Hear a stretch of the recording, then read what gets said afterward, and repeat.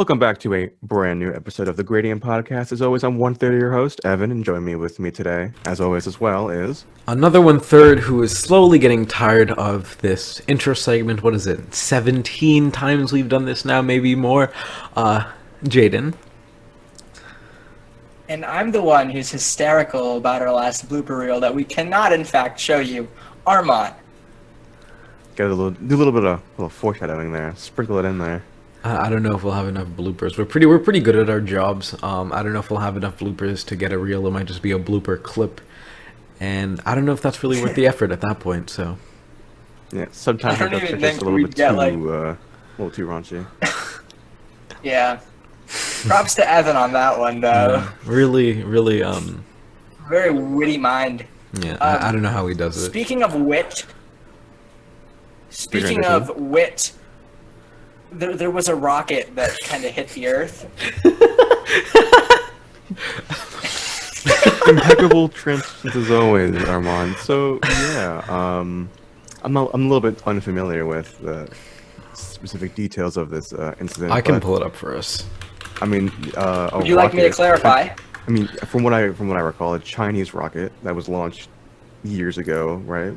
Mm-hmm. Came back to Earth. That came back into Earth's orbit, and fell into, I believe it was like some kind of ocean. Middle of the ocean. Yeah, it's the middle of the ocean. Yeah, specifics aren't specifically important, but what the sort of context of it was is that we didn't have tracking over the rocket, so there was like an unpredictable chance of whether it can hit a civilized area or the middle of the ocean, which was very anxiety riddling for some. And for some methods to cope with that, go watch their mental health episode. You're really fishing for these plugs, but a little bit of context to the rocket itself is it was launched on April 29th, and friction... Okay, so yeah, it was launched on April 29th, and friction caused the rocket to kind of just start to lose altitude and into what is known as an uncontrolled re-entry. And, you know, for a couple days, people were concerned that a large Chinese rocket would just kind of fall into their home. You would have gotten, I think it was $30 million for it, but still definitely something to be worried about, you know, still. But yeah, it was the 29th, it was actually launched, and it was just a failed launch attempt that ended up bringing the rocket back into orbit, and it just kind of spun around until it eventually fell into the Indian Ocean. I think... So this is the first rocket crash in 6 months that we can't blame on Elon Musk. And we know that because he was on SNL last night, 2 nights ago. Armand back again, stealing SNL jokes. Really a classic at this point. Just a Gradient staple. Just the Gradient staple here. Armand's MO, just stealing SNL jokes. But I think there was some like they released some charts or like maps of like estimated areas as to where the rocket can land. I think actually one of the estimated areas was pretty close to where we are. It's like I think it was a around, large like, circle, yeah. It was a pretty large area that it could hit, but it was pretty close to where like we're located. So it was a little bit nerve-wracking, like that we could be quite close to a giant rocket just hitting us like a meteor. But luckily though, it's kind of in the middle of the ocean. It wasn't really much of a concern for us. Yeah. Do you think if it happened to hit like a civilized area, the United States government would take military action on the nation that set the rocket into orbit? I think military action would be unnecessary if it was just. I think some conflict would have to happen. There'd definitely be reprimands, or like there'd be some like there'd be reprimands, or maybe even like reparations for the damages from China. Maybe a tariff, who knows? But like I wouldn't expect like a full-on conflict to evolve from like an accident like this. Yeah, I mean, let's say hypothetically it hit like New York City, Times Square, and decimated the population there. There'd have to be like it's very situational, but it was a possibility. I genuinely think. On the diplomatic standpoint, I think going to war for something like this is never going to be the right option, right? Well, not war. Or any type of military conflict. Okay, we're not. We here at the Gradient Podcast Say don't it hit- condone the forceful sending of rockets to other nations or other groups of people around the world. If you want to do something like that, we'd highly recommend against it. But even still, No, I'm not advocating for it. I'm just saying, like, the specific send another rocket was a joke. But I do think that I'm there'd not- be a section of the United States population who'd expect some sort of, like, significant reprimand if it happened to hit a populated area. I don't know what the circle was, but if it hit a Los Angeles, if it hit a New York, if it hit, like, a Dallas, I don't know the population areas, but there'd have to be. No, there wouldn't have to be. But there'd I have think to there be at most people there'd be advocating for it. at most there would be like reparations for it. Like they would have to have global China tariffs or like whatever company like company that launched the rocket. Like- they'd have to be they'd have to pay for it or something like that. But there wouldn't be any like serious like conflicts because this is it would have been. And this is we're discussing a completely absurd hypothetical, but it would have been just a freak accident. There was no ill intent or like malicious implication there. That's what the media wants you to think. Exactly. Yeah. We here at the Gradient Podcast, we have a different line of thinking. I'm a puppet for the media. Whoops. Oopsie daisy. But like I said, when I was explaining the context for the rocket, I think that there was some sort of report that China would be willing to pay like $30 million per person. I wouldn't quote me on those numbers because I tried to find, the exact source for that, but I couldn't find it. But there was some sort of idea being thrown around that China would pay like some amount of money per person, like if it did affect them. And I think something like that would be, a decent type of reparation, right? Because if it were to hit, like, for example, like you said, that Times Square area, if it were just by chance going to hit, like 100 people, under the number like $30 million per person, China would be forced to pay $3 billion, which again isn't really a lot in terms of, how much money, global superpowers have. But I still think that would be like the best approach that the United States could take to respond to something like that. But we have to ask the question, what if this rocket were to not even hit the United States, but it's hit like another country in the world if it were to hit, what's the country, if it were to hit Guatemala, right?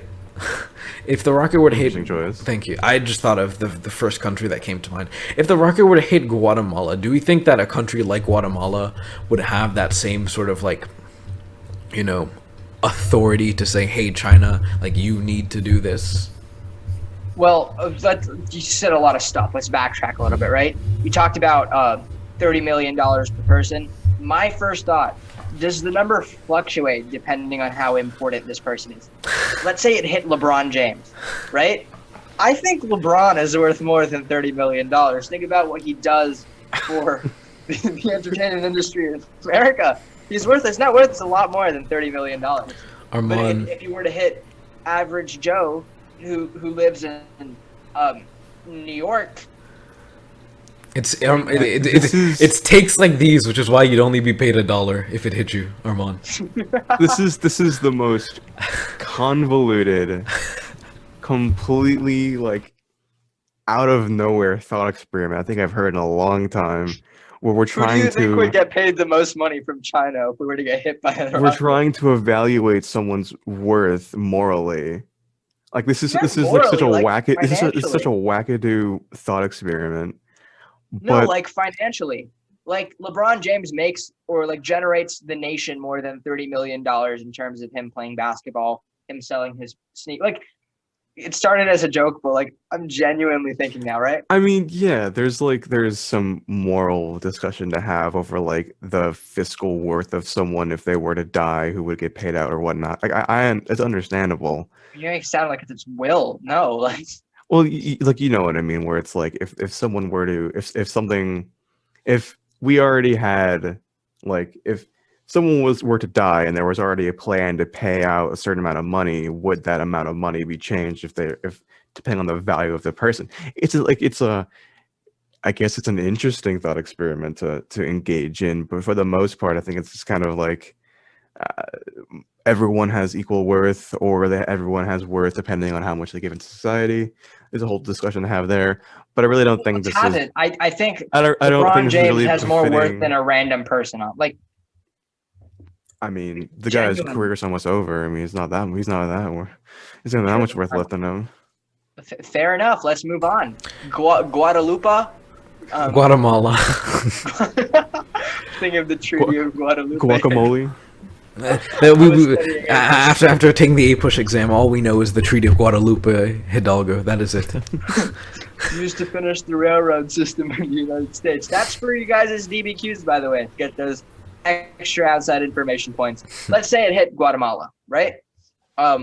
Let's think. What's the leadership of Guatemala like, Evan? Off the top of your head. Off the top of your no, head. I didn't expect that. Listen, I've been studying for AP Lang, not like Trivia Guatemala. I've been studying for AP Lang, not AP Guatemala. You don't have your AP Guatemala test. Oh no. Okay, so off the top of my head, I cannot tell you the political landscape of Guatemala. But what I can tell you is that I think your worth would be morally lower because you are unable to do. I think well, China, the whole $30 million per person that was offered by China, correct? Like that was like Chinese. That was like the. I can't find, like I did a quick Google search, so it's not thorough at all, but I couldn't find like the exact citation for like $30 million.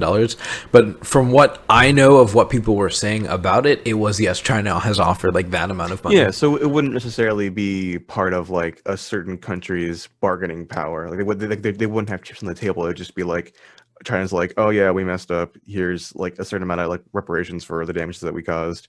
I don't think it really changed depending on the leadership of a country, like how much stake they have in the political landscape, or sorry, the global political landscape.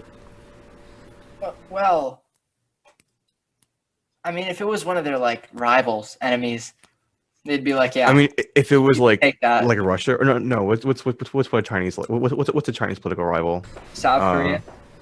No, I guess I mean, like I Hong guess Kong. like North, right?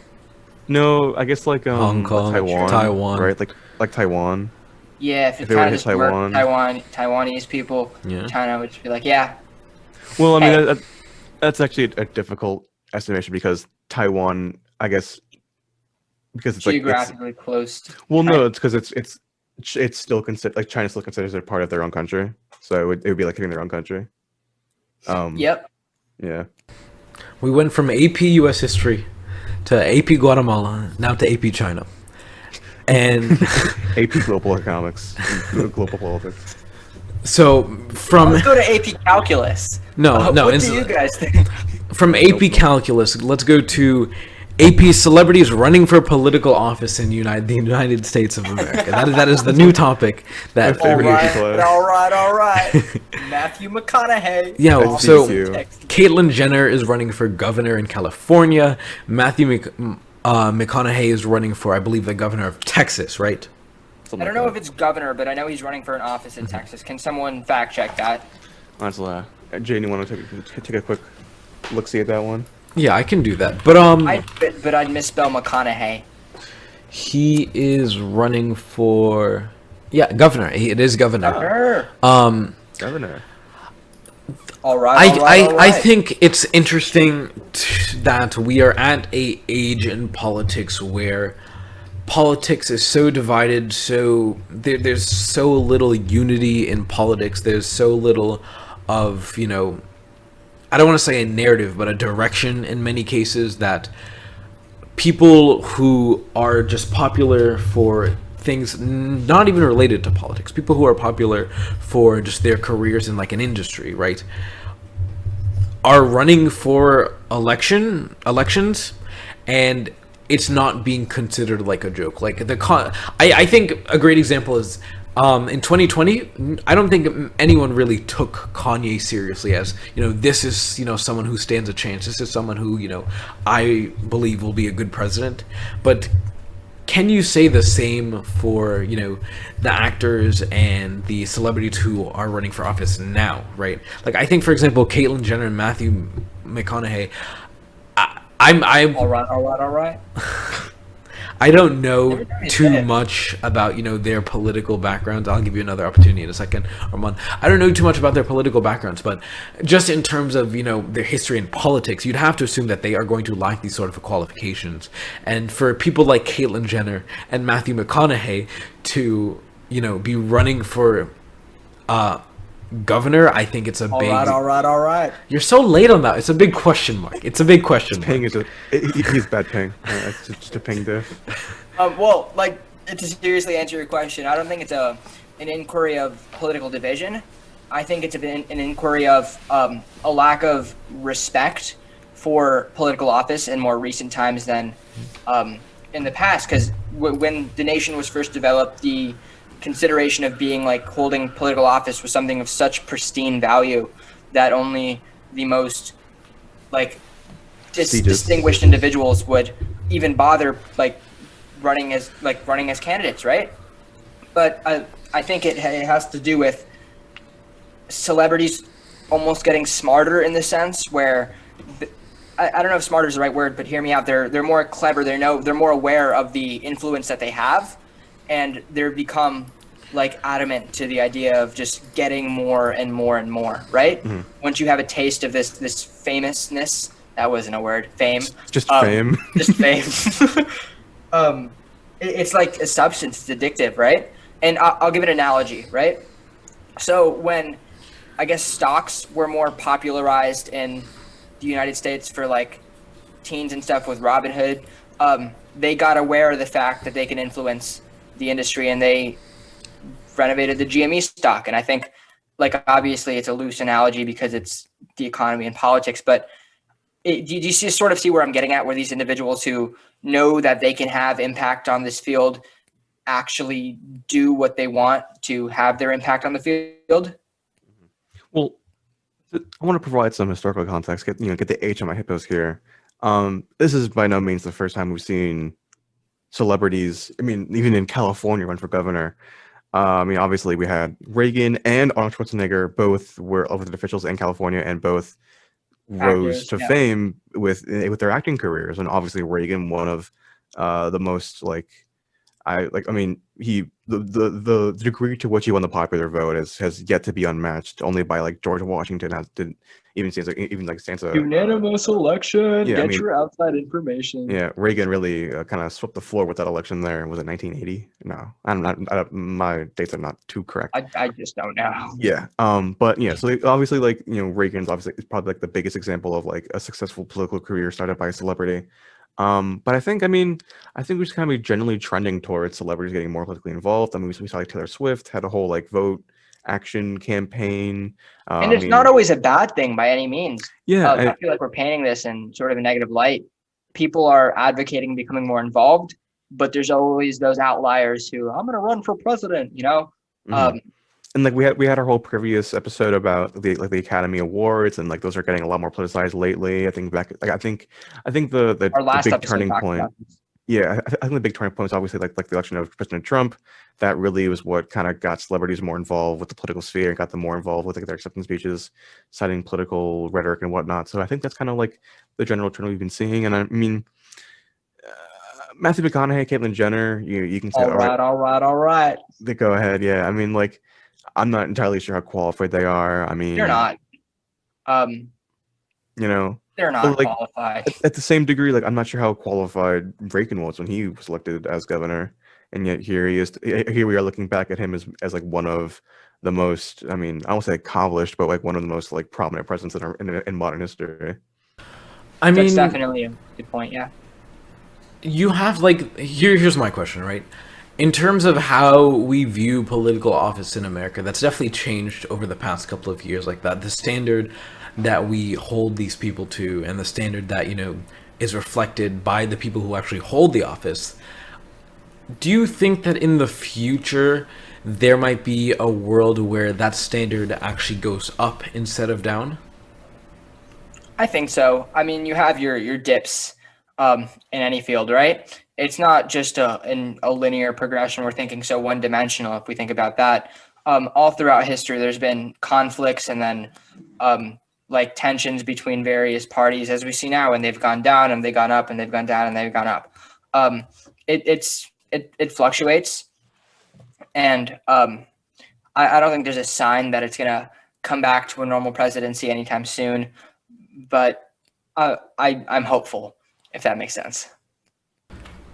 I mean, yeah, it's definitely. I hope for the same thing, right? I feel like we've reached a point where American politics has kind of reached this like blurred line where, you know, I what was it like our past two episodes were both like, you know, different things where, you know, politician does this, politician does this bad thing. What does this mean for, you know, the state of his state of like, you know, the office that they hold, right? I think that I think with time, hopefully we do see more, I want to say, unity. I think what needs to kind of happen is you have to have that kind of unity between political parties, right? So parties can create an identity for themselves, and once they have an identity and there's less, you know, disagreement within a party, I think that's, you know, the need and what's going to cause, you know, the standard for people in political office to increase. We need a second era of good feelings, is what I'm understanding from the conversation. I don't think that was the most politically diverse era by any means. I mean, He's really coming at me with just the A push after A push. yeah, I after mean, A all this push. A push talk. I mean, obviously we. Yup. I As you have can yet, tell, we're in exam week. yeah, I have yet to actually take the exam. Mine's not until I'm taking the online ones. Mine's not until I haven't next taken it Monday. either. I just Yeah. started studying. I took it. It was easy, to So say the wait, least. Can I touch back on the specifics of the individuals you're talking about, Caitlyn Jenner and Matthew McConaughey? All right. All right. I mean, you can. It's weird for us to talk about something like that on an A push podcast, but whatever. Go ahead. So what's most ironic to me is that Caitlyn Jenner is very outspoken about her beliefs that transgender athletes should not be allowed to play in women's sports. Can we remember Caitlyn used to be an Olympian? She was. She opened the door for transgender individuals to a wide range of societal things, and then shut it right after she walked through it. Yeah, I mean that's a pretty fair like analogy. I mean, she obviously like she was yet to transition when she was an Olympian. But I mean she's competed in like women's golf tournaments. I mean there's a line of hypocrisy there where, Yeah. as you know, as Ramon said, like you know, she was seen as like this prominent figure of the transgender community, someone who can, you know, really like show like, you know, how, you know, they're on equal footing, and yet once she kind of like spat in the face of that and just to kind of like, I guess, I'm not sure exactly how to like end this statement, but like she really kind of like went against that that rhetoric just to Status quo of that, just to benefit herself, to be honest. right? Yeah. And she's just an odd individual to me because I know for a fact she identifies as a Republican, and it's just that party. Like, I don't want to diss any party, but I know that the Democrats advocate in favor of transgender individuals more so than the Republican Party, or they have favorable policy towards people in that community. And the fact that she has the platform to sort of be like a bridge between the ostracized individuals by society and, like, I guess, better recognition, because people are still ostracized for their identity in that sense, yet she doesn't use her abilities for the benefit of that, is kind of unsettling to me. I think unsettling is the right word. I mean, I don't think anyone can like oppose the fact that she has like, you know, a differing opinion than what Yeah. you might expect. But it's definitely, you know, as I would assume that, you know, as someone who kind of, you might say, lives through the experience of, you know, we're going to call like an oppressed group of people or like a marginalized group of people, I think it's unsettling when that person kind of tends to go against the more progressive norm, which is like trying to kind of stop these like systematic oppression against that, you know, group of people, which I think that's like an understanding thing to say, right? Understandable thing to say. And the thing is, what are the odds that she's elected? And like, we're talking about California here, who, even though, you know, it's understated how large of, you know, a conservative population there is in California, it's still very much just a largely blue state.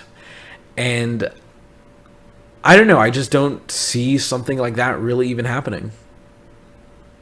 I genuinely don't think she'll get elected, but if she had identified as a Democrat, I think there'd be a higher possibility.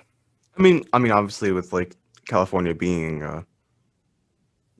like A blue state, prominently blue state. I mean, one of the bluer states we have in this country. It's like a shoe-in for liberal candidates Yeah, in the election. it really is, and like there really hasn't been much representation from the Republican side in California for quite a while. And obviously in the House there is, like in the more northern districts, but up, for in terms of like Senate and governor, it's really just strictly been Democrats for quite a long time now. There really hasn't been much in terms of Republican representation for the more broader aspects of California.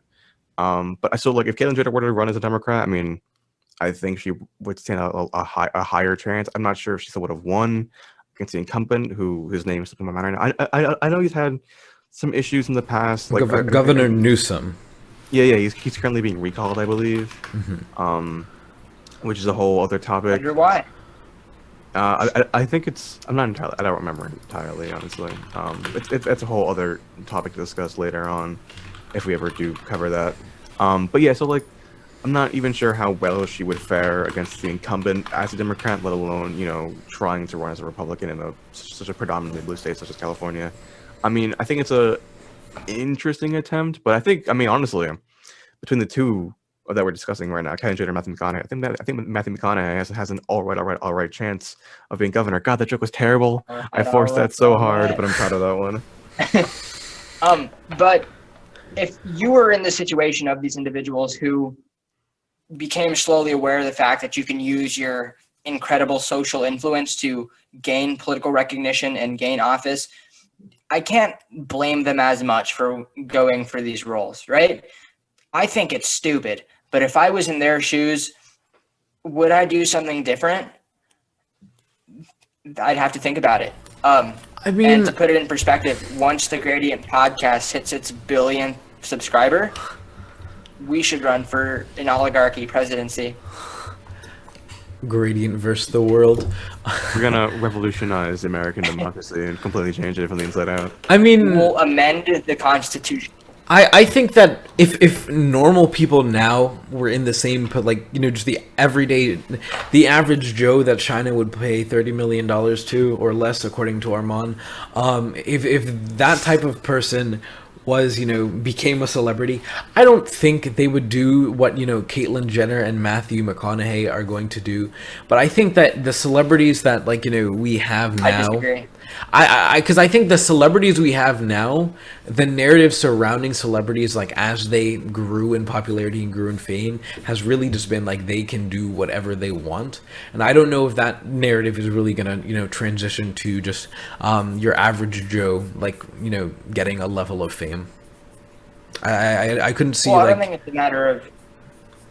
Go ahead, yeah. I don't think it's just an average Joe getting famous and then doing something. I think it's people who are famous understanding that they have the influence to do more than what they're already doing. Oh, yeah. That's what I'm talking about, now with, like, the celebrities who are doing it. But, like, you're talking about, I forgot what your specific statement was, but it was something along the lines of, I said if you were Caitlyn Jenner, if you guys just switched minds, it was like your mind in her status, like her as a person. I hate that reference. Very strange analogy to be using here. Hypothetical, right? I got like scenario, yeah. But I think the point is still, like, clear, right? Yeah. She has the power to do more, and so many people in, like, the film industry and, like, famous people do have the influence to do more than just their acting stuff that they're doing. And there's going to be the few individuals who are like, you know what? I can be more famous, more powerful, get more money, so that's what I'm going to do. I think if Meryl Streep ran for a position, I think she'd honestly win. I mean, like, obviously, like, it depends on, like, who she's running against, whatever, but Meryl Streep has been has had a voice in politics for a little bit now. And with how popular she is as an actress, I mean, one of the most accomplished actresses of all time, I think she could stand a chance. I mean, so that poses the question: what celebrity would you want as president, assuming they all celebrity have this president's test? What's the objectively best choice for a celebrity as president? Okay. I know the answer. I'll answer Currently- last. I know the answer. Currently living. I know who my answer is. I know who my answer is. Currently living. Currently living. Well, we'll start. We'll start with Evan here because I think my answer is You're putting me on that much better than both of you guys. Like I don't know what you guys are gonna say. I know the but- answer. I'm last. Listen, okay. listen. I am one who tends to overthink things, so I'm really in the dome here trying to figure this one out. We'll put you on the lightning round. 5, 4. First name. 3, 2, 1. Adam You're Sandler. ruining the Adam purpose of the lightning. Sandler. I like Sandler. it. I don't know how I feel about that. I think You he's- remember his speech where he's just like, to these days, these people will be remembered as the bleeps who lost to Adam Bleepin Sandler. I think When he won he's some smarter award. than he looks. I think he's a very nuanced, suave, and intelligent man, but he portrays himself as a schmo. But he's actually like a genius. I guarantee it. It's not a bad shout. I personally, if we're talking about only a genius kid write the Thanksgiving song. if we're talking about presidents, right? I think Adam Sandler is more of more of a governor type beat, if you're asking me. But I think the objectively best answer for a celebrity who would be the best president, and I think I'm Evan gonna take my answer. could see this coming, but it absolutely has to be Trevor Noah. There's no one it could be Wrong. other than Trevor Noah. I have never met someone. It's Terry Crews. It's Terry Crews. Terry Crews gives me more Speaker of the House type vibes. He's more. Of a, I mean Terry Crews. He did play the president in what was the movie called? The president. Oh, it's completely blanking on me. Let's see. It was the White House Down, right? Or was that the other? Idiocracy. No, it was- Yes. Idiocracy. Yeah, Idiocracy. That was a fun movie. I was far off. Okay. Yeah, no, it wasn't a serious role. It was a comical role. But yeah, so like I mean Terry Crews. I mean I guess his acting experience as a president, although that wasn't necessarily the most qualified. I mean the whole point of that character in that movie was that Well, he if we're wasn't doing, qualified like- to be president. I mean, I was class Well, if we're doing, president in like, 7th grade, so I don't acting know. role as, if we're considering like acting as a president to be like qualifications in this hypothetical, Martin Sheen would just Harrison undoubtedly, Ford. Yeah, well, right? Yeah, I mean, Armand has no idea who that guy is, and neither do I. Daniel Day-Lewis. He's just Abraham Lincoln. You don't know who Martin Sheen is? No. He was president in The West Wing. Yeah. Ted Bartlett. The West Wing. What? Have seen The isn't that West Wing? Oh my God. Oh my god. Rob Lowe. Oh. Oh Lord. I Chipped guess in. it is. Christian for sure. Bradford. Is that his last name? Bradley Whitford. huh? I don't know the Bradley actors Whitford. besides Bradley Rob Whitford. Lowe and Martin Sheen. Okay, but let us know in the comments, right? Who is right? Here, let me rephrase it. Let us know in the comments why I am right and why Trevor Noah would be the best presidential never met celebrity. someone Trevor Noah right, gives me more compared to talk Adam show Sandler. vibes. I don't know about politics. Yeah, I don't know. Trevor Noah would seems be like he good, should have a like, talk show. He would be a good like what's the who Press talk show secretary. host. like press secretary. Like he would be a good like press secretary at most. No, we're taking it to the That's top. So funny. We're taking it to the top. But again, yeah, let us know in the comments. Adam Sandler, Trevor Noah, or who did you say, Armand? Terry Crews. Terry Crews, yeah. Which one is most fit to be president? And as you're doing that, we will move on to our last topic for this episode, which is just to talk about reopening, what we're looking forward to as we kind of get into... What did you just point to? Oh no, I just wanted to quickly mention that Adam Sandler would probably be the first Jewish president because it's never gonna happen. Unfortunate. Man, sucks to be us. So, moving on, reopening, right? I think the first thing that comes to mind, when it comes to reopening is for a lot of students specifically, I know that, online school has had a toll on them. I know not being able to see friends has had a toll on them. And I think, like Armand referenced our mental health episode, earlier in the episode, when we talked to, the psychologist on that episode, she definitely... What was her name, Jaden? I actually do remember her name. Dr. Mary Alvord. Mary Alvord, yes. These kids both just had it on their computer. I did not. I Mary was trying to Alvord. remember since I said it the last time, and I finally did. Yeah, but when we talked to Dr. Alford, Good right? job, bro. I think, she was a big supporter in the idea that, the isolation that came with quarantine for both school and, social things hurt teens' mental health, and that, once that goes away, I think it's definitely going to be a good thing. I mean, yeah, I think once we're back to a level of normalcy, people will definitely start to feel just mentally better. I mean, Waiting for my Florida homestand. please, I want to see the audience go wild once I get to 3K. But there's a very small percentage of our audience who understood any of those references, and to those out there, go watch our episode with Uber. But back to what I was saying, though. I mean, I think once we get to a level of normalcy, obviously, it's kind of I think it's a little understated how kind of traumatic this whole experience has been with quarantine. So once we're back to no longer having to continuously experience that trauma, just I think overall, like the level of mental health will just kind of gradually increase and steadily increase, I think.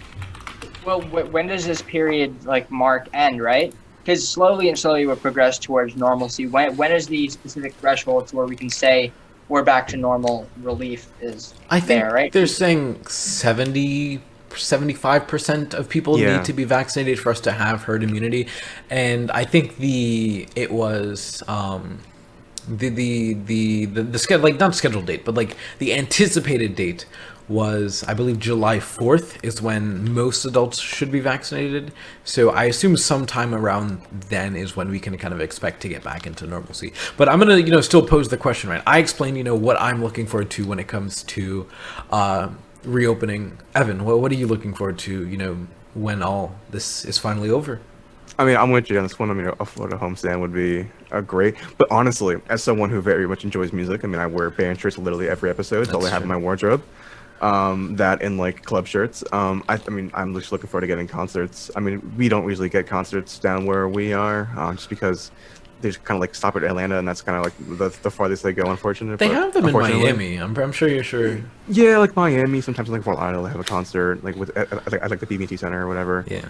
They don't tend to come here too often, unfortunately. But yeah, I think once we get, I mean, as someone who's very much enjoys music, I would definitely looking forward to getting to actually go to a concert. I know Evan's music taste. Him and I, right before this episode, we were listening to so many different songs, and honestly, just I don't know. I've never seen someone have such good music taste in my entire life. But Armand, they won't get the joke. It's fine. They don't need to understand. Armand, okay. What are you looking forward to once we can reopen and get back into the normal routine? If you can't tell by the 3 people over there, who is that? Massive. It is Chris Is Bosh it and baseball Dwayne player? Wade. I am a massive Hockey? Miami sports fan. I Oh, cannot it wait is. to go back to the stadiums and see my homeboy Tua Tagovailoa throw some touchdowns to Jalen Waddle and my new homie Tyler Hero, the greatest basketball player in the history of athletics, play some ball in person. I can speak 3 languages, and none of those helped me understand what you just said. None of them. 0. Well, you should go back to episodes with Keith Sims and reevaluate your choices. 2 for 2. See, I think there you see a pretty good. I think with such you get a pretty good understanding of where interests lie. Myself with music, Armand with sports, Jaden with esports, with myself too. I have one more. I'm looking forward to when we can finally have our live episodes That's of the true. Gradient podcast. Oh, All Yeah. 3 of us together in one facility. it's been so long since we've been in person that I completely forgot that this was intended to be an in-person recording originally. Yeah. I completely forgot that was the original plan, was for us That's to be true. recording in person. In the summer, here's what we can do. In the summer, as soon as school stuff is over and we're kind of more free, we can arrange a date. Get our first in-person We can figure episode something going. out. Yeah, I got to make a new OBS UI, but it's fine. It's fine. It's fine. No We'll get it done. worries. We'll get it done. We'll get it done. We'll get it done. Yeah. It Well, will be spectacular. When That's have how it we goes. ever procrastinated on the Gradient podcast? Literally 0 times. We have 100% track record. I'm Being caught up by everybody I'm a else. week late on releasing an episode. I gotta get to that. We'll get to that. Yeah. Remember when we had an episode every 2 months when Evan was at our editor? To be Yeah, fair, bring that one back in, Jay. Speaking of procrastination, Evan, what homework do you have after this that's due tomorrow? We don't gotta talk about that. Oh, okay. No need to bring that one up. No Yeah, no need to bring that one up. But something that I think definitely does need to be brought up is the end of another Gradient podcast episode. If you guys can tell, we just had fun with this one. Talked about all the important topics in our lives, but it's a good feeling for us knowing that we're this close to the end of school, this close to just the freedom to make more episodes, the time to make more episodes, just the end of an era, if you will. And we're so glad for everyone, for sticking with us this entire time. The ups, Uber, Especially the our downs, international folk. the international folk. Honestly, every time I check our demographics, there's just a new country pops up, and I couldn't be more happy, and I couldn't be more proud to call them a member of the Gradient family. So thank you so much. The Grady Bunch. That has never been condoned by me, never will be condoned by me, but Well, the thing is about the country is that in all likelihood it's just someone using VPN. But we can dream. We can dream. we definitely Whoa, can whoa, whoa! dream. What is a VPN? What's it stand for? Virtual private network, I think, Something or like Right, it was a something joke. like that. Mine's We're really not hidden sponsored by with these Nord jokes, yet. Yet, exactly. This video has been brought to you by NordVPN. Raid Shadow Legend. Oh, look at this! Look at this! Hold on, let's look. Yes, it could be a VPN, but just going off of the statistics, we're gonna leak some Gradient demographics. So 96% of our audience on our non-YouTube platforms are gonna come from the United States, but 1% from Argentina, 1% from Germany, 1% from Ireland, 1% from Singapore, 1% from Jamaica, and 1% from Kuwait. Now, it's less than 1% for a couple of those, so that's why the math isn't going to add up necessarily, but you definitely can get the point. But if you want to join the Gradient community, make sure to follow us on social media, on our Instagram and Twitter at Gradient Podcast. You can follow our Facebook at GradPod, our subreddit at r/Gradient Podcast. We still have subreddit. There are still no posts. I haven't checked the subreddit. Honestly, there might be something. We might there just could be. I mean, this subreddit could be blowing up. We just have no We idea. just a little bit. Check it out if you want to. r/Gradient Podcast. I don't know how Reddit works. It's fun. It's free karma. Free. That's all you need to know. Free karma. Free karma. Free karma. So, yeah, just another episode. I'm happy, to produce. Thank you guys so much for watching. Thank you, Evan and Armand, for being here. You're welcome. The second day after asking, even though I was the one late the first day. So yeah, just thank you so much for watching. I'm Jaden. I'm Evan.